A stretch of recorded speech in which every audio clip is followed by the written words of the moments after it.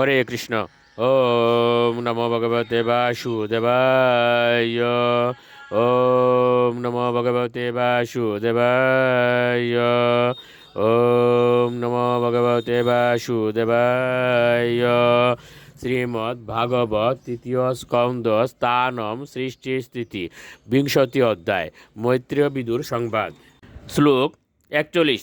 য গৃহস্থদ্বিশ্রেষ্টাম তাম জিরিম্বনাকাম তনুম প্রভ নিদ্রাম ইন্দ্রিয় বিক্লেদৌ ইয়া ভূতেষু দৃশ্যতে হেন উচিষ্টান দর্শয়ন্তি তম উন্মাদম প্রচক্ষতে।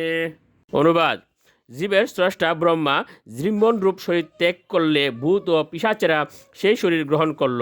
এটি লালাজরা নিদ্রা নামেও পরিচিত। যে সমস্ত মানুষ অপবিত্র তাদের ভূত ও পিশাচেরা আক্রমণ করে এবং তাদের সেই আক্রমণকে বলা হয় উন্মাদগ্রস্ত অবস্থা। শ্লোক 42।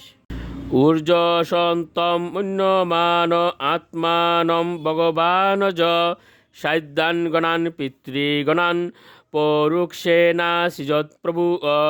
অনুবাদ: জীবস্রষ্টা পূজনীয় ব্রহ্মা নিজেকে বাসনা এবং শক্তিতে পূর্ণ বলে মনে করে তার অদৃশ্য রূপের নাভির থেকে সাধ্য এবং পিতাদের সৃষ্টি করেছিলেন। শ্লোক 43।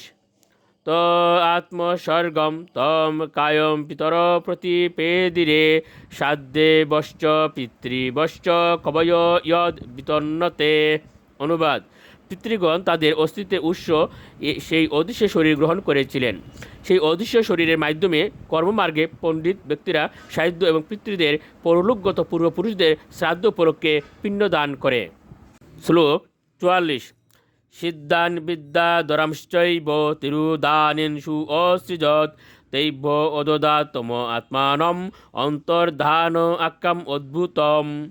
অনুবাদ: তারপর ব্রহ্মা তার অদৃশ্য তাকার ক্ষমতা দ্বারা সিদ্ধ এবং বিদ্যাধরদের সৃষ্টি করেছিলেন এবং তাদের অন্তর্ধান নামক অতি অদ্ভুত দেহ প্রদান করেছিলেন। শ্লোক 45। স কিন্নরান কিম পুরুষান প্রত্যাত্মেনা সৃজৎ প্রভু মানয়ন আত্মনা আত্মানম আত্ম আবাসম বিলুকয়ন। অনুবাদ: একদিন জীবস্রষ্টা ব্রহ্মা জলে তার নিজের প্রতিবিম্ব দর্শন করেছিলেন এবং নিজের প্রশংসা করে সেই প্রতিবিম্ব থেকে কিম পুরুষ এবং কিন্নরদের সৃষ্টি করেছিলেন। হরে কৃষ্ণ।